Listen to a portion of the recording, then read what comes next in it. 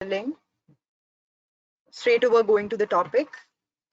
Firstly, what is time series modeling? Time series basically involves data collected sequentially in time, that is, collecting data over a period of time and to achieve two goals. The first purpose being to understand the model or the mechanisms that give rise to observed series. For example, I took a data set, I probably tried to try to have some inference from it, that why was it like that, how, why did it go to a peak at this particular time, or why did it drop once and for all. And the second purpose is to predict or forecast the future values of a series based on the history. Based in our model, we'll be using the second purpose. One more important point about time series modeling is that it makes predictions about future, and there's a particular term we use for it. It's called as extrapolation. Forecasting involves taking models fit on historical data and using them to predict the future observations. This holds great importance in our day-to-day lives, for example, in stock prediction or for any of these websites that want to have detailed analysis of how was their review, how many number of people visited and all. Next, we'll be discussing the components of time series. So time series analysis provides a body of techniques to better understand a given data set. It basically has four constituent parts: level, trend, seasonality, and noise. What is level? Level is the baseline value for the series if it were a straight line. In simpler terms, it's the averaged or meaned out values for all the data available to us. Second one, trend. Trend is the optional and often linearly increasing or linearly decreasing behavior of the series. Uh, Trend is basically over a larger time period to, and finally converges to if it is linearly increasing or linearly decreasing. Third one is seasonality. Seasonality is the repeating patterns or cycles of behavior over time. It may be caused by factors like weather, vacation, holiday periods, and it consists of periodic and repetitive and predictable patterns in levels of a time series. Why is seasonality important? You might ask, if we have trend, why do we need seasonality? So, as I discussed, trend is over a larger time period, and seasonality is for repeating time period. For example, we say that the Christmas, New Year, Easter vacations, they come all along in the end of the English New Year. So that is a season, that is a holiday season for them, but that might not be the season all over the world. So if we make a more generalized approach, we need trend. If we're using a smaller smaller data set to consider, or a smaller time period to consider, we'll use seasonality. Next, we have noise. What is noise? Noise is the variability in the observations that cannot be explained by the model. Like, if whatever data set I have, it's not ideal. It'll have some ups and downs, that is, some irregularities, which cannot be explained by the model. It is called as noise. Now, Anupriya will be explaining you further statistical terms. Okay. Mm, Show my screen. Yeah, it Okay, is can available. everyone see my screen? Okay, it's available, right? Okay, so there are some statistical terms that should be known before we start. So one of them is stationarity. So when we say a time series is stationary, we mean that it has a constant mean and variance, and the covariance is independent of time. So what does our Sarima model requires is it needs stationary data. That's why we need this. And then we come to white noise. So white noise is in a time series, if it has a mean of time series is 0, the standard deviation constant with time, and there's no correlation between lags, then it is called a white noise. And white noise doesn't show any pattern, so they are not predictable at all. So why is white noise important? Let's suppose we have a time series Y subscript T. So we can say it has two components, signal and noise. So if our model is able to grasp all the signal components and whatever the residues we have, if it is only white noise, then we say that our model is a great model. Next. Okay, next we come to lag or backshift operator, as we can say. So in time series, a lag operator or a backshift operator operates on an element of a time series that produces the previous element. Here we can say that we are taking monthly frequency in our time series, like our month is the timestamp for any value in the time series. So if we have a components x equal to x1, x2 or something, if we apply lag operator on x subscript t, then it will give me the previous timestamp or the previous value in the time series. So yeah, you can see here also, if we want a backshift, want to use a backshift operator, just replace L by B.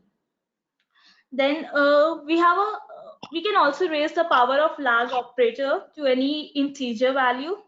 So if we say that if we have L power k xt, then it will give me the xt minus k timestamp. Next.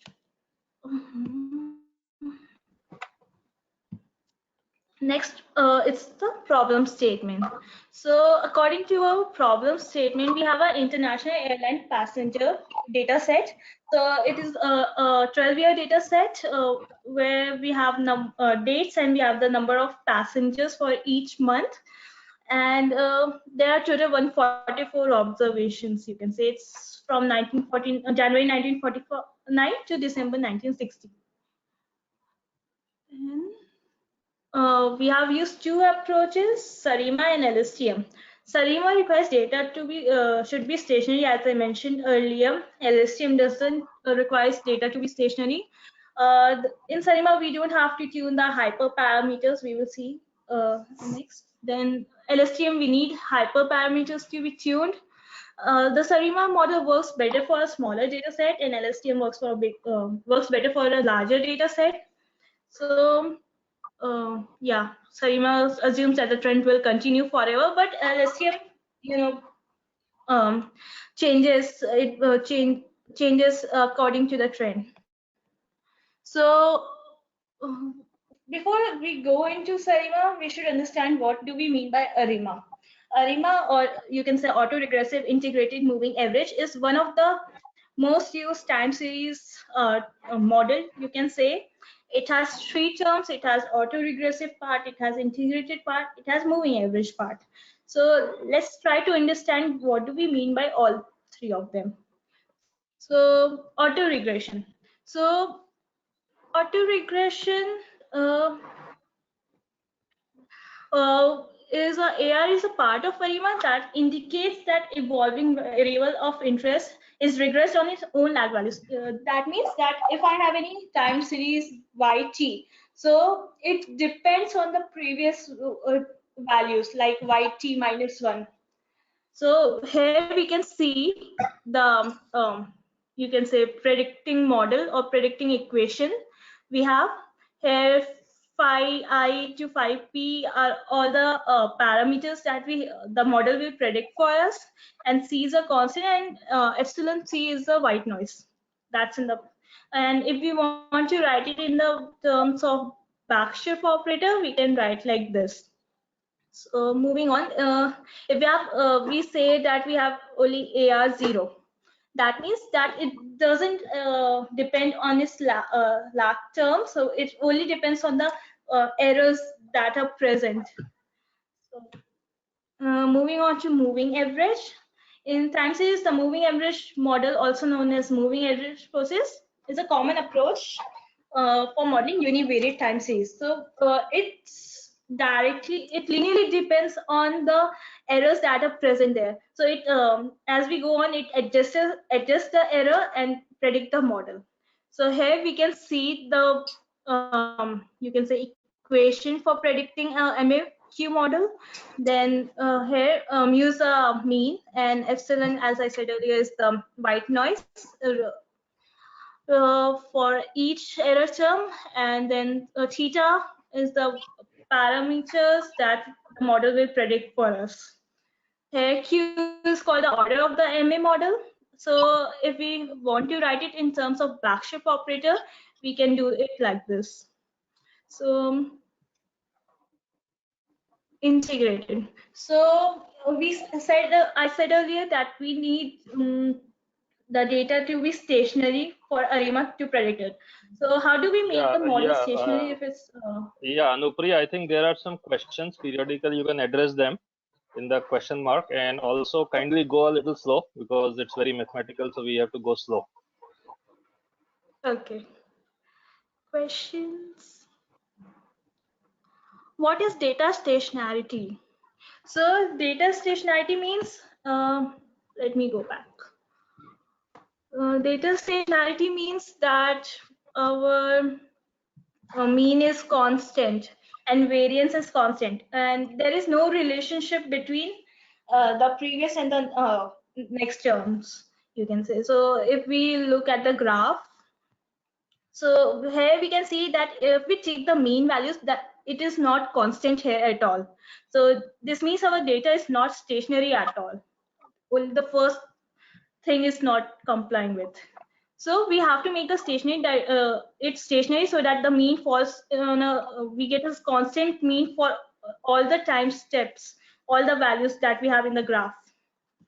So, and also the variance. Here we have, you can say, not such a constant variance. It is, so we need that also.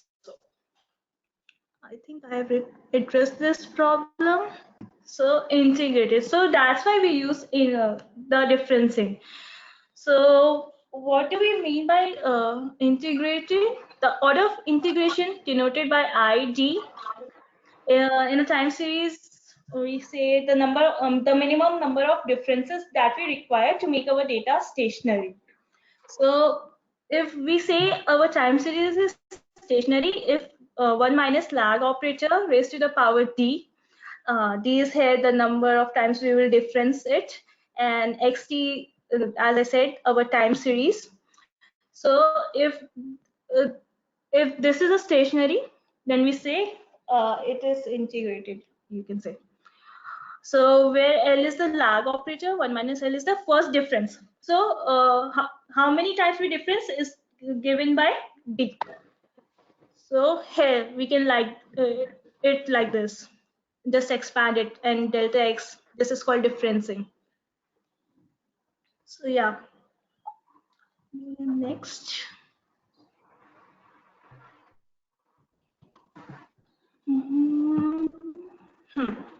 So now we have to create a equation for our ARIMA model. So ARIMA model, we have to combine all the three parameters as I mentioned earlier: autoregressive part, moving average part, and the integrated part. So we combine the differencing with autoregression, moving average model, and we get a non-seasonal ARIMA model. It's not seasonal. It doesn't consider the seasonal part at all. For that we have to use the seasonal ARIMA. For now, we will understand what's ARIMA. So we have a time series YT. It's given by this formula. So here YT is the difference series we got. We are predicting for this difference series. And here predictors on the right side include both the lagged values of YT. So you can say these are the lagged values. This is the autoregressive part, and also the moving average part is given here. So yeah, so we call this an ARIMA PDQ model. Here P is the number of autoregressive terms. Then D is the non-seasonal differences needed for stationarity. And Q is the number of lag forecast errors in the predicted equation. So this once we combine the components in this way, we can easily apply the backshift notation here as well. For example, this above equation can be written in this way with the help of backshift operator. So this is the AR part, this is the difference part, and this is the MA part that we will get. Okay. So now we will see how do we get this PDQ values. So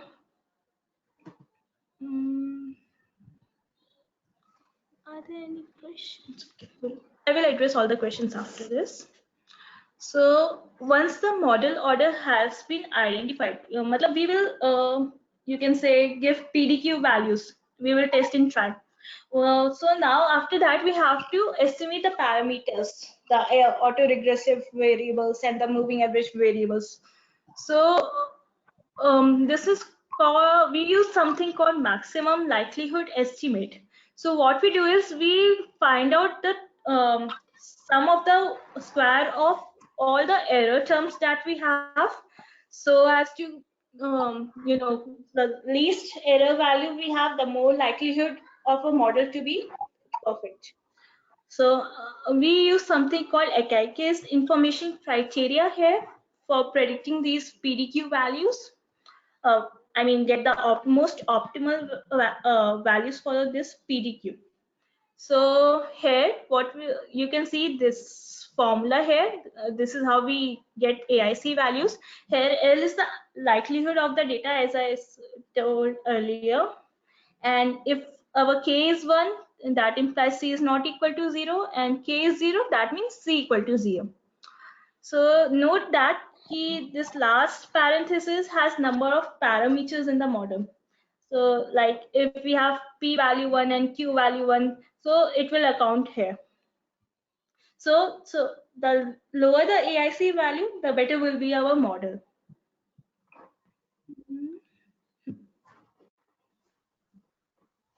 Okay, do we have any questions till now? Okay. Let's see.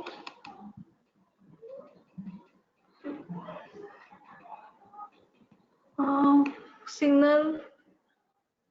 Signal is white noise. No, signal is not white noise. Signal are the terms that are predictable. They show some relationship between them.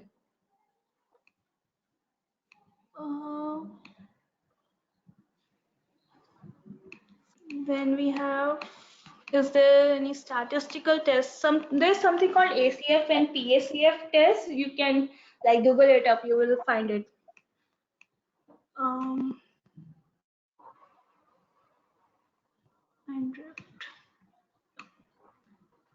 Okay, let's continue seasonal ARIMA part.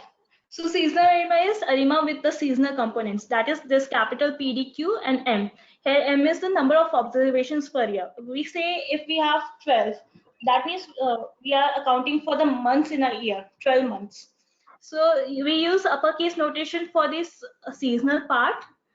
So if we say that we have a ARIMA 111114 model, SARIMA model, so we can write it like this. So this, we simply multiply the, you can say, autoregressive and MA part of seasonal component into the ARIMA part. So here, this is the autoregressive part, this is the differencing part, and this is the, you can say, moving average part. So if we say, if we have, instead of 4, we have 12 here, we can replace 4 by 12. That's how we do this. So, and also to compare the models, we have used RMSE values. RMSE value, you can say, this is the formula where Yj are the original values that we have, and Yj are the variables that we predict, are the values that we predict. So let's, do we have any questions till now, till far? What is data stationarity? I didn't explain that. Would you label the cause of? Okay, as I mentioned earlier, we need SARIMA because ARIMA model doesn't consider the seasonality part. So let's get into the code part. So code. This is Arima, not this Arima part. Yeah. So what we are doing here, we have a airline passenger CSV. Let me show you that file. So this is how the data is there in the CSV file. We have the date here, date along with month and year, and we have the number of passengers for that month. So we read the data from the CSV file, and then we convert the month column, the values in the month column, to date time. So the Sarima only works with a date and any value. It is univariate. It doesn't consider more terms. So we sort these values according to the month values. So this is how it will look.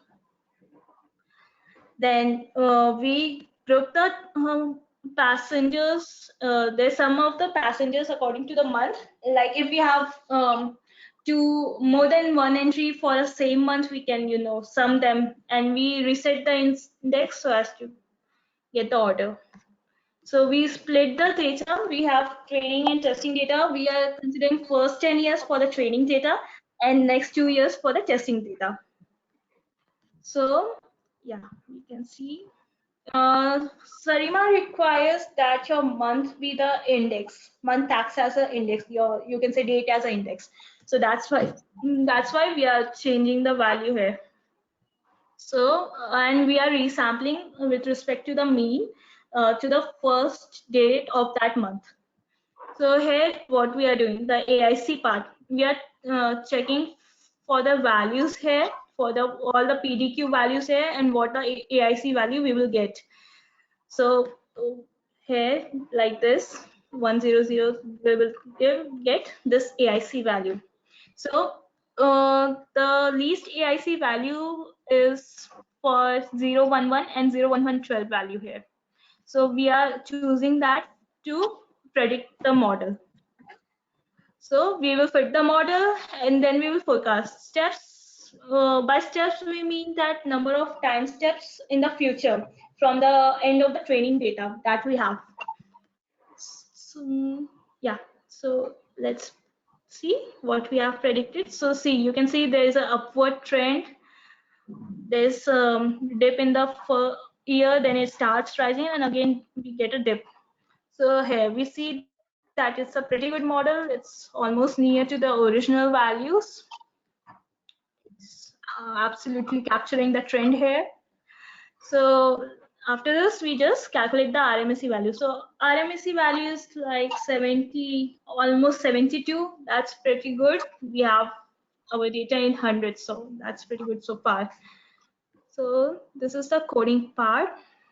So do anyone have any questions still now regarding Sarima? Let's see.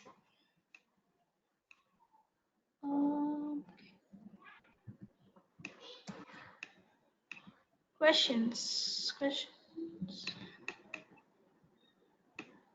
We have 1 moment.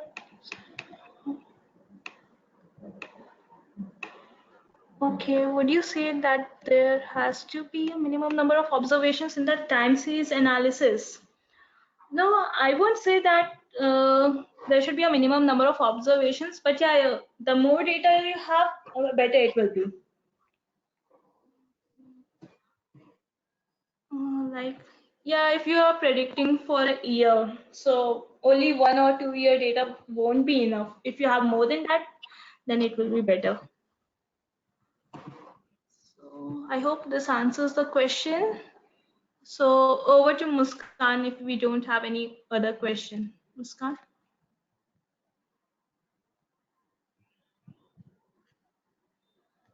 Anupriya, wait for 1 minute.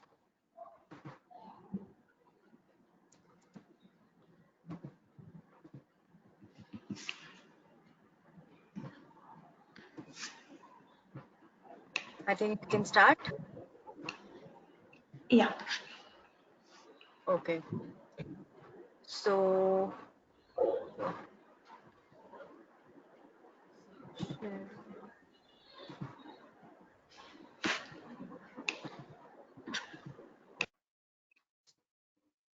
Are you able to see my screen?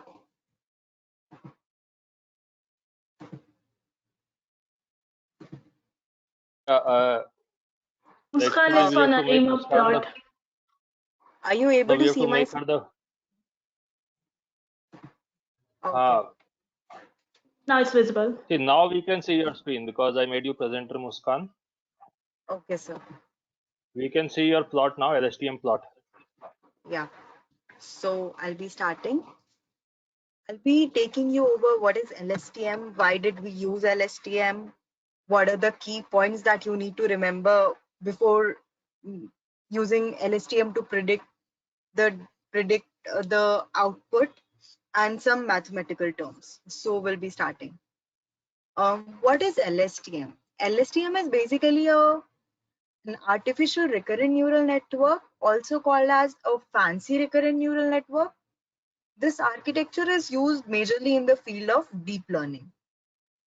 Unlike the other standard feed-forward neural networks, LSTM uses more feedback connections. It can not only process single data points, but it also works in case of large sequences of data.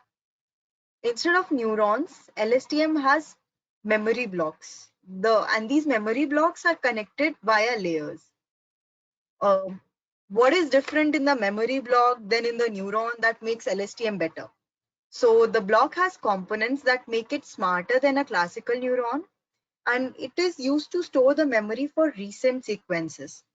The block also contains gates that manage the block state and output. The block operates upon input sequence, and each gate within a block uses sigmoid activation units to control whether they are triggered or not, deciding whether to make a change of state and addition of information flow through the block condition.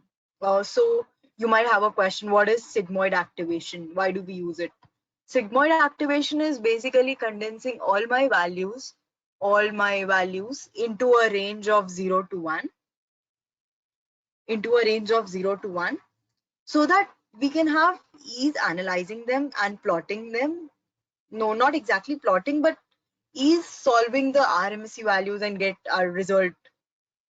The second, why do we use LSTM over RNN?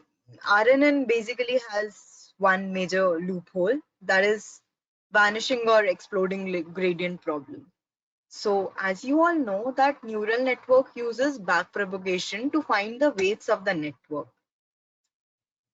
Backpropagation, big term, what it basically is, it uses the data or the input to the previous cell to find the output to the next one. That is, I use t minus the weight at t minus 1 to find my weight at t, the weight at t to find my weight at t plus 1. But the problem, how did the vanishing gradient problem come into the picture?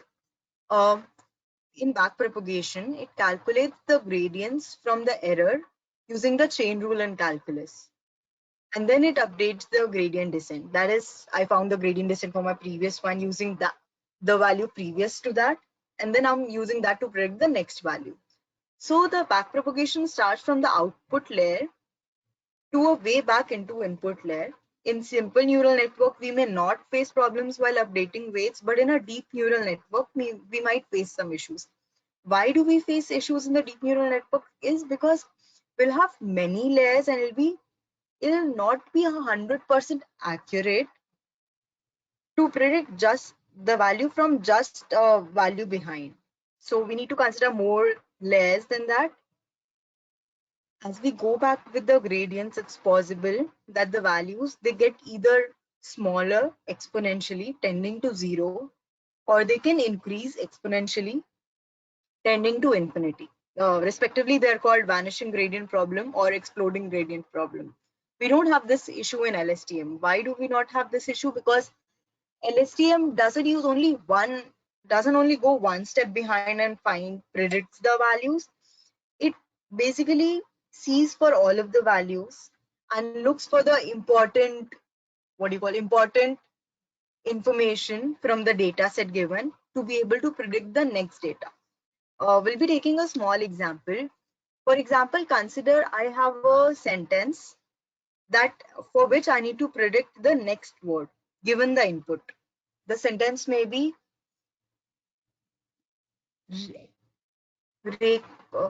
Ram is sitting inside a room, and let's say Mayank enters. So Mayank says hi to question mark. So instead of that question mark, it should be replaced with Ram. How did I figure that out? Because I know. But how did my cell LSTM figure it out? Is it saw the input. The information given to me was Ram was sitting inside a room. Mayank entered.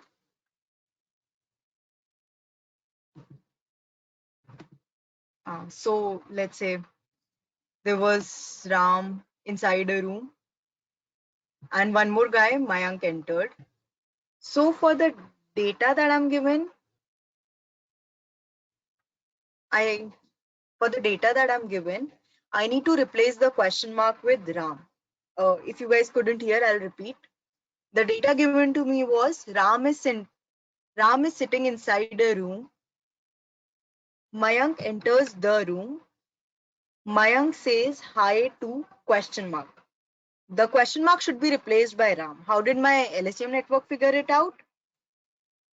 It considered the important strings of information from my input. That is Ram, room, and hi. So if there's only one person in the room, the second person has to say hi to the first person. Simple example. That'll help us a lot in understanding what LSTM actually does. So LSTM condenses the important points of information that we need to consider to predict the next data or next output. There are three types of gate within an LSTM unit: the forget gate, input gate, and output gate. What does each of them do? So the forget gate decides of what information to throw away from the block. That is for the large bulk amount of data I'm given. This is the gate which decides if the given string of information is important or not. So if it's not important, then it throws away. What input gate does? It conditionally decides that which values from the input to update to the memory state. Now just before this, we spoke about the memory state. What it does, it's given as input to the next state to predict the output. Then output gate, it goes simple, conditionally decides what to output based on the input and memory of the block. Any questions? Wait, I'll see the questions page. Here. How do you deal with the extreme values or anomalies? Basically, there's no clear or you say less vague answer to this. But for a certain set of anomalies, we have solutions. Like we saw that for the gradient descent and all of this, we came up with LSTM. Previously, my friend discussed about ARIMA. ARIMA had some shortcomings, so we used SARIMA. Before that, we have also used only moving average and autoregression. Then one more question. You said LSTM is for large networks. Would you still use it if it is a recurrent neural network? Yes, LSTM will be used because LSTM, it's, you say, advanced level of recurrent neural networks. The output from one LSTM cell would be given back again to it to predict it better. Moving on. The LSTM cell, it has 6 major components: the forget gate, candidate layer, input gate, output gate, hidden state, and memory state. We already discussed about the forget gate, input gate, and hidden state. Now, what is a candidate layer? It's basically a neural network with TANH activation. Why TANH? Because it condenses all my values from -infinity till infinity to -1 to 1. That fixes the range. Next, we have hidden state. Hidden state and memory state, both of them are vectors. The hidden state is a vector which is given as input to the next state. Considering the input from my state t minus 1 and applying some functions at the state t, I send a vector by hidden state, by the name hidden state h, to my next LSTM cell. Maybe you'll know, you might not have been able to comprehend it clearly. When I'll explain the diagram, you'll next.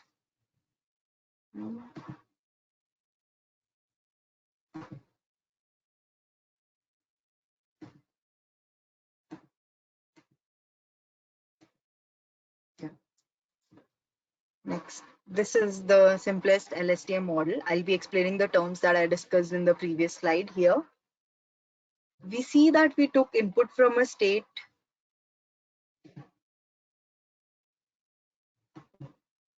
So we see that we took input from the state as xt minus 1. For that state, we found the hidden, this is the hidden function t minus 1. We give that as input to my next LSTM cell. We also discussed that we use candidate layer as the TANH activation, and the other three as sigmoid activation. In case you don't remember, sigmoid activation is ranging from all the values all the values condensed into a range of 0 to 1.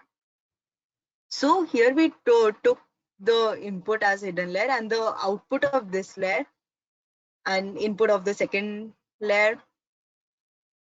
Then given this input of this second layer and the hidden function, we find this value. And then using the TANH activation on my, you can see the non-sigmoid function, we get a value. And again, we give a hidden state value and pass the output of this state to my next state to be able to predict all the values. Next will be going to the code.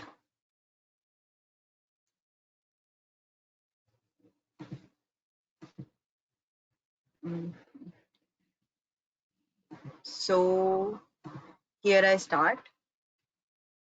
Firstly, I import all the important libraries that are required, such as NumPy for array operations, scikit-learn for min-max scaler. For RMS, I used sklearn metrics.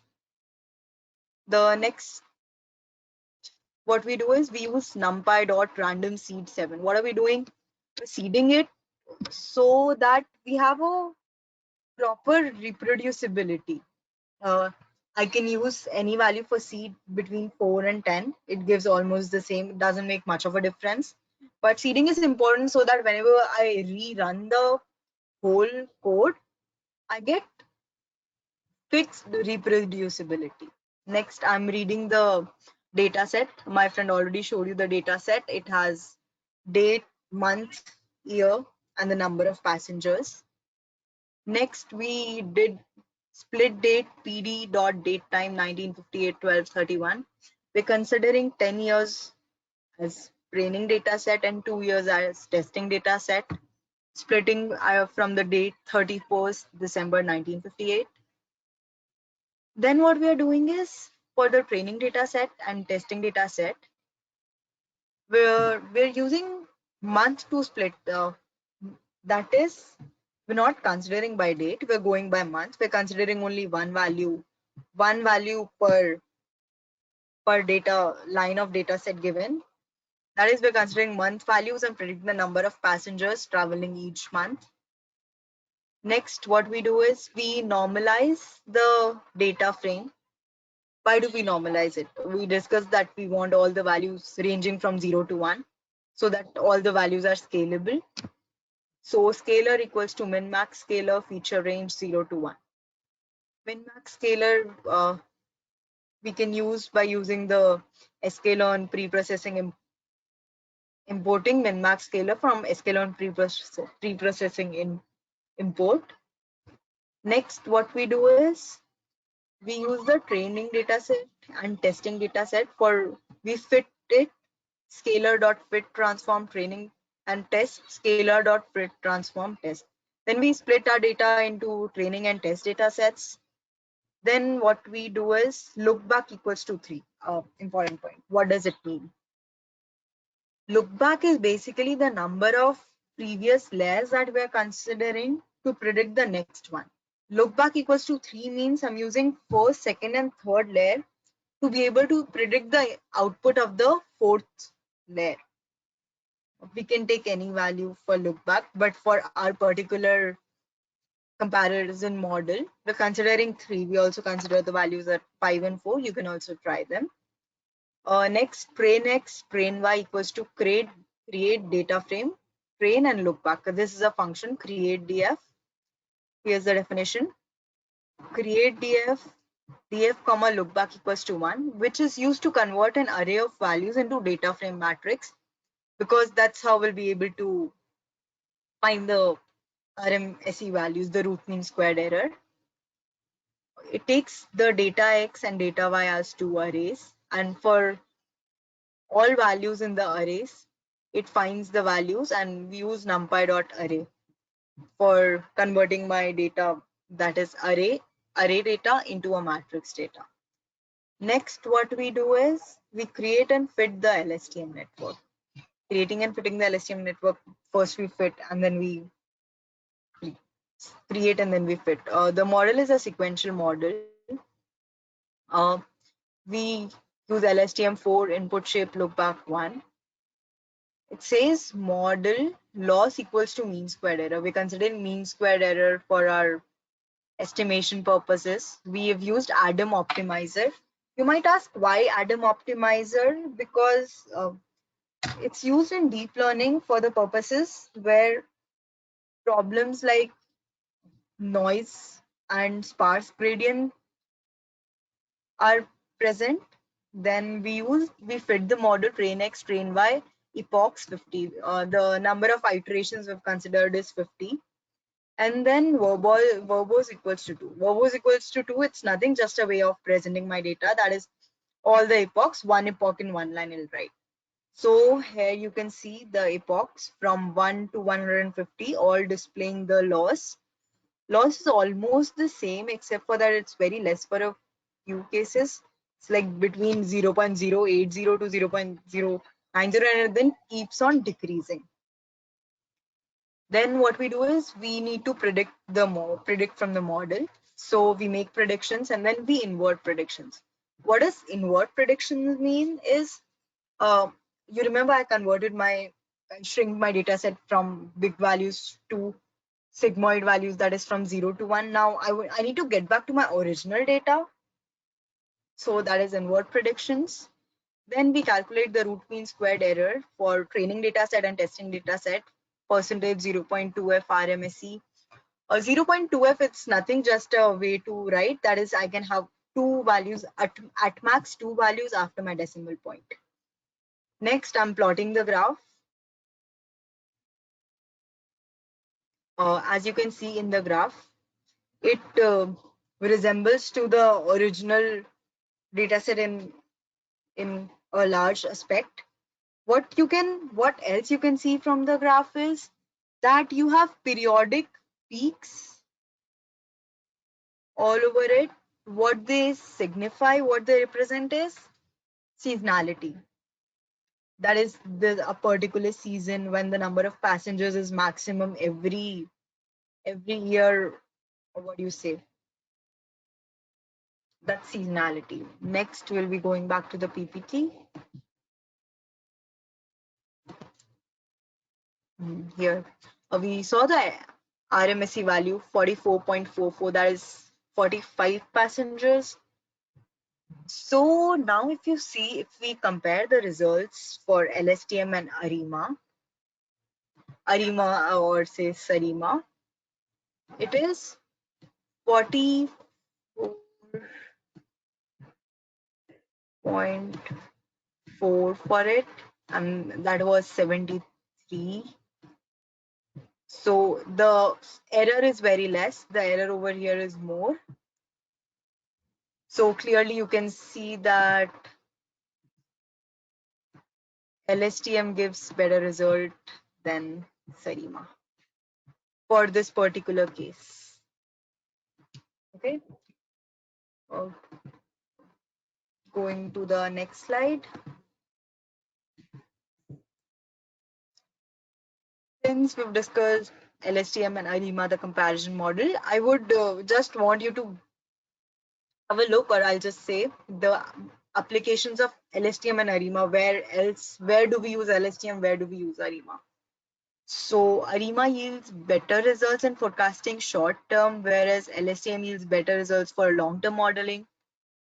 Traditional time series forecasting methods, that is basically ARIMA, focuses on univariate data with linear relationships, fixed and manually diagnosed temporal dependence. So what does it mean?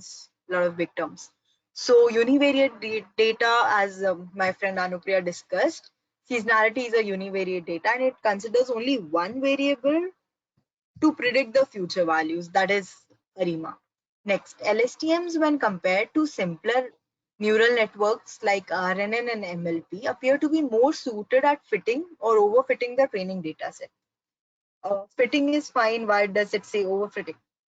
Because LSTM recurrently gives the output of one layer or one LSTM cell back to the input until and unless we're close to the perfect result. So that is called as overfitting, right? Then classical methods like ETS and ARIMA outperform machine learning and deep learning methods for one-step forecasting. One-step forecasting. LSTM uses as many layers, as many steps for forecasting as you want, but ARIMA and ETS use only one. So for the conditions where we need to use only one-step forecasting, they will perform well.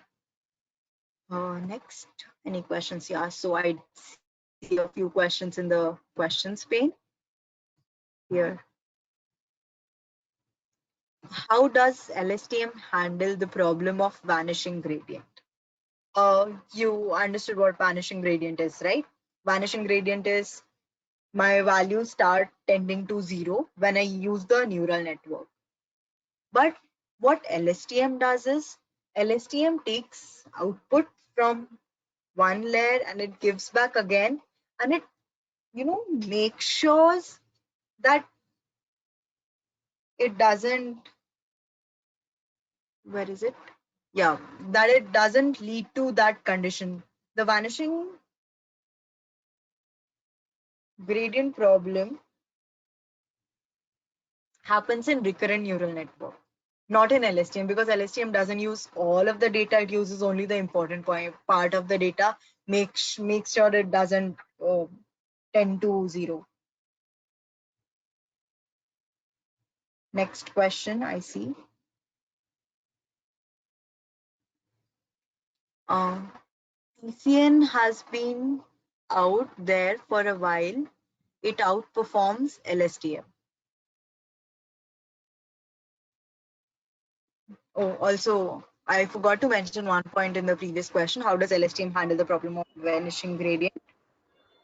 In LSTM, the recurrent weight matrix, you remember the matrix that we made? It's replaced by the identity function and it's controlled by the forget gate. Forget gate decides what's important and what's not. So it's much faster and can be stacked into deep models as well. Next, TCN.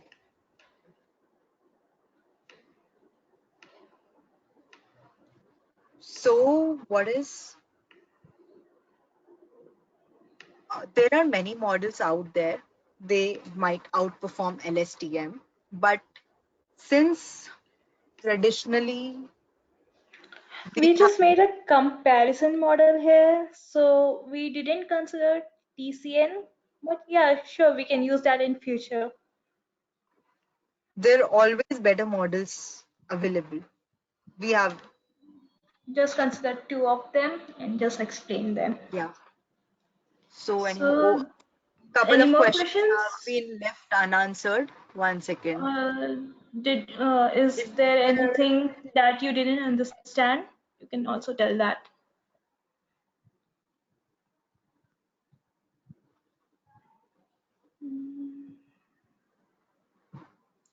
guys, questions? Well, I've answered most of the questions. You can check them also in the questions panel. So if you have any more questions or you want to ask anything regarding the code or regarding the terminologies, you can just ask us. Audience, any other questions?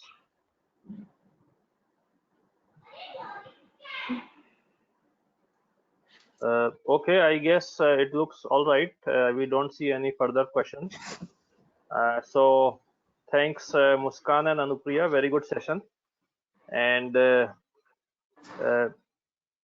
I guess we'll see you all in our next BMS webinar. Yes, sir. And thanks again, Muskan and Anupriya, and look forward to more presentations from you. Okay. Yes, sir. Sure, sir. Thank you so much. Thank you Thank all you for everyone joining. for attending.